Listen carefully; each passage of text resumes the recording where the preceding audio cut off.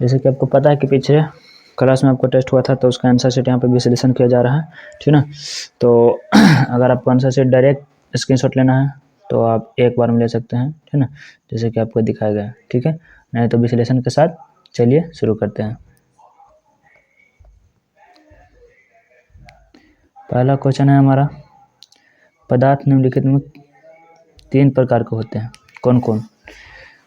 तत्व, जैविक और मिश्रण, प्रोटॉन, इलेक्ट्रॉन और न्यूट्रॉन, तत्व, परमाणु और अणु, समस्थानिक, समभारिक और सम इलेक्ट्रॉनिक, ठीक है।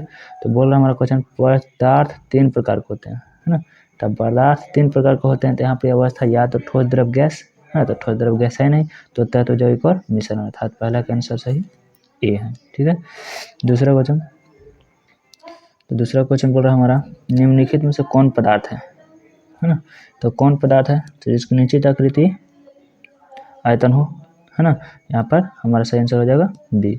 किसी पदार्थ का घनत्व तो सबसे अधिक होता है, तो सबसे ज़्यादा अधिक होता है ठोस का, फिर द्रव का, फिर गैस का, है ना। तो सबसे ज़्यादा ठोस किधर, यहाँ पर ठोस में देखा जाए तो ठोस में सही आंसर सी, है ना। तीसरा क्या, सी। चौथा नंबर क्वेश्चन कहता है 300 केल्विन किस ताप के बराबर है, ठीक है, अर्थात डिग्री सेल्सियस बराबर केल्विन माइनस 273, ये सूत्र होता है, ठीक।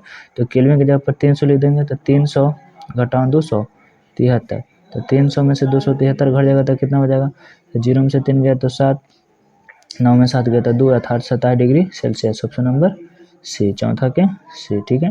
आज अब पाँचवा क्वेश्चन है, गर्मियों में हमें किस प्रकार के कपड़े पहनना चाहिए, ठीक है। तो गर्मियों में हल्के कपड़ा पहनना चाहिए, सूती कपड़ा पहनना चाहिए, रंग के बोला जाए तो श्वेत रंग का पहनना चाहिए, ठीक है ना। तो ऑप्शन नंबर ए, किस क्रिया के कारण इत्र की गंध बहुत दूर तक फैल जाती है ना। तो इसका सही आंसर हमारा विसरण कारण, यानी कि बी।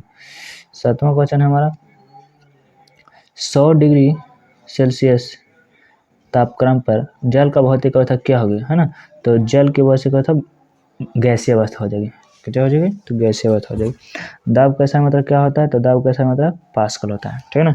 इसी के साथ आप बताइए हमें कि मीटर किसका मात्रक होता है, ठीक है। तो इसका सही आंसर ये है 9 क्वेश्चन। द्रवित पेट्रोलियम गैस एलपीजी का उपयोग किया जाता है ना। तो इसमें किस में किया जाता है, तो रसोई गैस में किया जाता है, ठीक है। 10वां नंबर क्वेश्चन, वह तापमान जिस पर कोई ठोस द्रव में बदल जाता है तो उसे क्या कहते हैं, ठोस द्रव में बदल जाता है तो उसे कहते हैं द्रवनांक, है ना। और जल का द्रव्यमान कितना डिग्री सेल्सियस होता है, ये आप कमेंट में बताइए। किससे अधिक जलन अनुभव होगी, उबलते हुए पानी से, भाप से, या दोनों से। तो इसका सही आंसर है भाप, है ना, भाप से ज़्यादा जलन महसूस होगा, ठीक है। अगला क्वेश्चन है, प्लाज्मा पदार्थ की कौन सी अवस्था है, तो पहली अवस्था ठोस, दूसरा अवस्था लिक्विड यानी कि द्रव, तीसरा अवस्था गैस, चौथी अवस्था प्लाज्मा, ठीक है। तो इसकी चौथी अवस्था यानी कि डी इसका सही आंसर है। द्रव अवस्था को ठोस अवस्था में बदलने की प्रक्रिया, द्रव से ठोस, है ना, यानी कि जमना, तो जमना अर्थात हिमीकरण, तो ऑप्शन नंबर बी सही आंसर, ठीक है। और इसका बी जो है सही आंसर है। 14 नंबर क्वेश्चन बोल रहा है, एक वायुमंडलीय दाब किसके बराबर होता है, ठीक है। तो एक वायुमंडलीय दाब 760 मिलीमीटर पारा के दाब के बराबर होता है, यानी कि सही आंसर बी। किसी ठोस पदार्थ के सीधे वाष्प में परिवर्तन कहलाता है ठोस से वाष्प, है ना।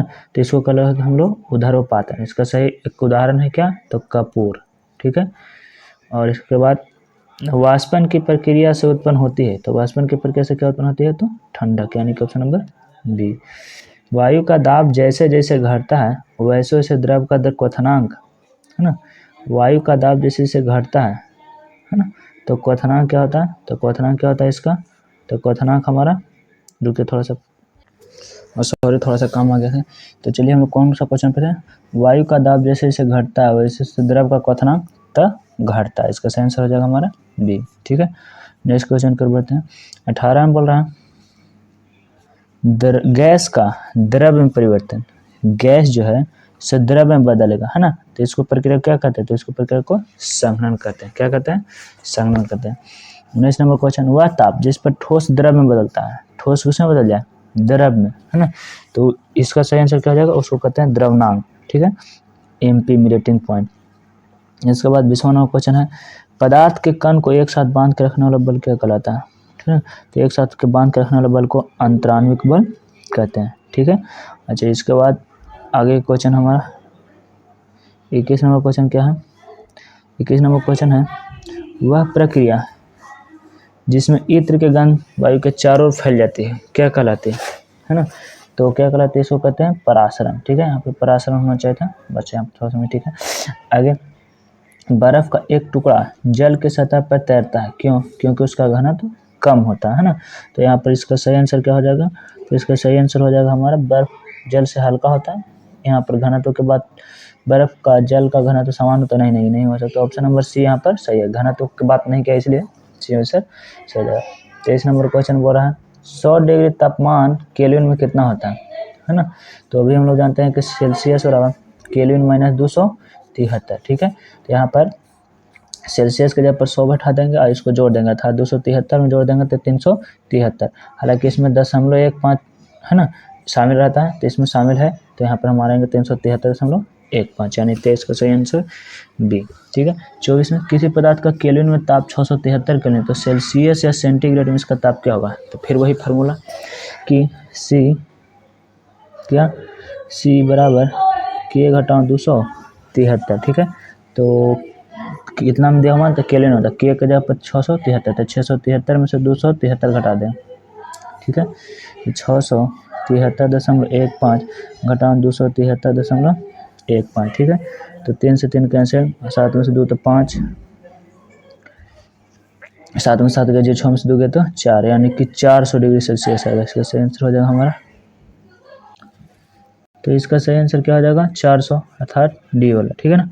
आएगा था 25 नंबर क्वेश्चन कि सौरमंडल का प्लाज्मा में अवस्था को उपस्थिति का कारण क्या है? तो इसका सही कारण है उच्च ताप, है ना।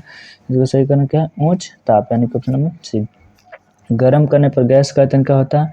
तो गर्म करने पर गैस का आयतन बढ़ जाता है, यानी ऑप्शन नंबर ए, ठीक है।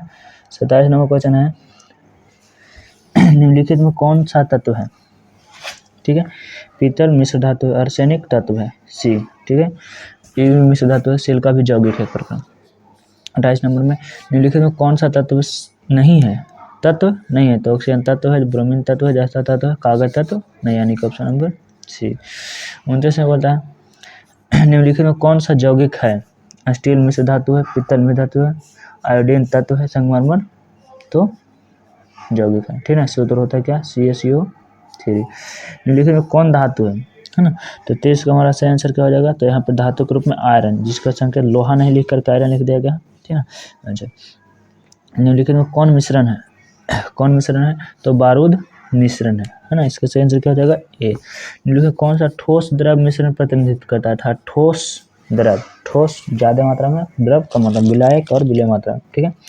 तो हमारा 32 का सही आंसर क्या हो जाएगा? ठोस, चीनी ठोस, बालू ठोस नहीं, वायु गैस, मिट्टी कण में हवा तीत हो जाएगा, ठोस में गैस, नमक और जल, हाँ यहाँ पर द्रव और ठोस का मिश्रण है, था ऑप्शन नंबर डी 32 के। 33 में निम्नलिखित में से मिश्रणों का विलयन है ना। तो मिश्रण का विलयन कौन सा है? तो मिश्रण का विलयन है ना, तो विलयन बोल रहा है, जिसमें दोनों द्रव होने, सोडा वाटर, सही आंसर क्या आ जाएगा? Soda water. लेकिन कौन सा भौतिक परिवर्तन है? भौतिक परिवर्तन मतलब कि वैसा परिवर्तन जो पुनः वापस उसी अवस्था में लाया जा सके। लोहा का जंग लगना नहीं, रासायनिक परिवर्तन। मोमबत्ती का जलना, रासायनिक परिवर्तन। जल का जमना, हाँ जल का जमना भौतिक परिवर्तन। 34 के सी, ठीक है।